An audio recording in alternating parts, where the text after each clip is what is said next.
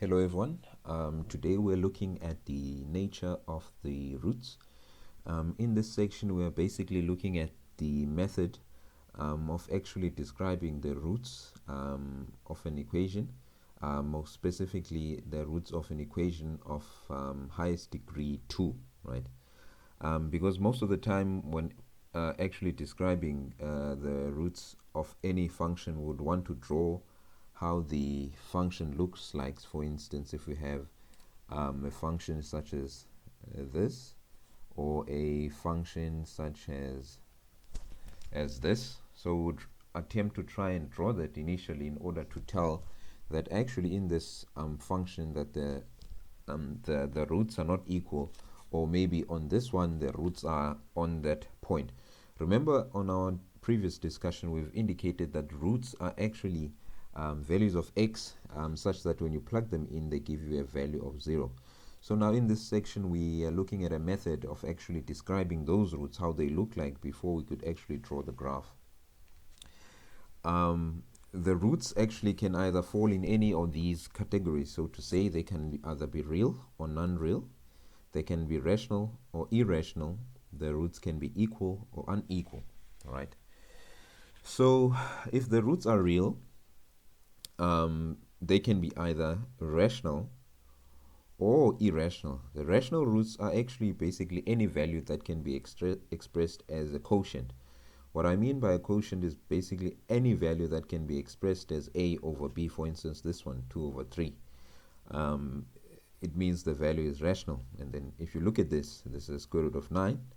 The answer will be 3. 3 can be expressed as 3 over 1 or whatever value. So a rational number is any number that can be expressed as a quotient. But on the other hand, if you look at the irrational numbers and you try and apply the square root of 5, you will see that you'll get a number such as this, but you can't really express this number as a quotient, and likewise on that. All right, so examples of non-real numbers are if you have a negative value inside a square root, and if you type this on a calculator, you'll get undefined, especially if your calculator is on non-complex mode, right? So the roots of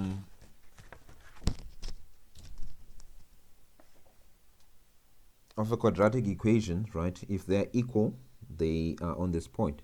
This is the value of x here, that can give you y equals 0. So if the roots are to be equal, you get that the parabola intersects the x-axis only once. You know that the roots are equal. Whereas if they are unequal, you see that the parabola intersects the x-axis twice, right? So if we're looking at the quadratic equation, whose expression is ax squared plus bx plus c equals 0, remember that when you're using the quadratic formula, roots can be determined using this formula, right? So in this formula we have actually this part, right? That's actually just named as delta. This is b squared minus 4ac. It's called delta, or rather the discriminant. So this term is actually very important because it's the one, actually, if you just know, for instance, you are given a quadratic equation and you know a, b, and c, you can plug this in this discriminant, and then whatever answer you can get here, you will be able to tell how the roots look like of this parabola. So now if we're looking at this, for instance, right, this is a table that you can use. If you have a delta here, right, and you find out that if you plug in your b squared minus 4ac, you plug it into the equation, and then you get a negative answer here, you can say strictly that the roots are non-real. And you actually understand why the roots will be non-real, because the delta, if you look at this equation, the quadratic equation, is actually inside a square root. So if this answer is negative and you try to plug it in there, right, for instance, delta turns out to be -3, and you try to plug into this thing, your calculator will give you an error because this is basically in complex mode. So that's why we say the roots are actually non-real, or rather they are imaginary roots, right? On the other hand, if it turns out that you calculate this value and it's basically any number that's positive, you can get two cases. The first case is when it's actually equal to 0. The roots are called equal roots. The equal roots, as I've indicated, it lies on the same point, right? Those are equal roots, so you can just point this here. This diagram, I was actually supposed to draw it on the other side. So if you find out delta turns out to be exactly 0, you know that your roots are equal, and this is roughly how your sketch will look like. However, on the other hand, if your delta is positive, or rather greater than 0, you say the roots are unequal, and the diagram for that is this diagram. You can see that the roots are unequal. On the unequal roots, you can get two cases. The first one is when your delta is a perfect square, right? What I mean by a perfect square is that, remember we said rational roots are those, or rather rational numbers are numbers that can be expressed as a quotient, right?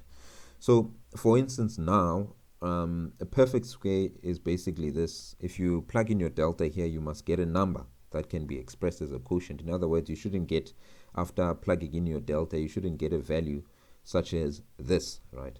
So one way to identify whether your delta is a perfect square or its rational roots, you need to look at delta. For instance, you get a delta equals to 25.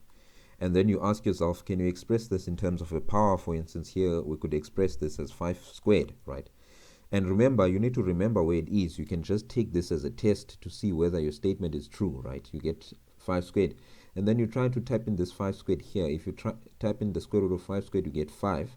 So then that means that the fact that you plugged it in that value there and you did not get a decimal number that cannot be expressed as a quotient, you just got exactly 5. Then that means the roots are perfect. I mean, the roots are rational roots, and they are perfect square. On the other hand, if the roots are non-perfect, or irrational roots, you know, for instance, if you get delta equals to 10, as a test, you can plug in that delta here and see what value you're getting. And in this case, we got value of 3.1623, and that's an example of an irrational root because you have a decimal point here that it's not possible to express it as a quotient, right? Because if you look at this, a value of 5 can be expressed as, for instance, if you want to, you can say 5 equals 10 over 2. If you want to, you can say 5 equals 5 over 1, right? So it's easy to express this as a quotient. On the other hand, this, however, cannot be expressed as a quotient. So when looking at problems moving forward, it's important that you remember these rules, because when they ask you, please determine the nature of the roots, this is the thought process you need to follow. You need to determine delta first and find out, after plugging in your values there, and find out whether delta is positive or negative. If it's negative, immediately you know that the roots are non-real when they ask you to determine the nature. If, however, they are positive, you check, is it exactly 0? If they are exactly 0, you say the roots are real roots and they are equal roots. However, if it's positive, you'll say, okay, the roots are positive and they are not equal to 0, but they are just greater than 0. They are unequal roots. And if they are unequal roots, you ask yourself, what type of roots are they? Rational roots or irrational roots? You plug in your answer in a square root. If you get a perfect number, you know that the roots are rational. However, if you plug your delta in a square root and you get a value which is a decimal point, you know immediately your roots are irrational.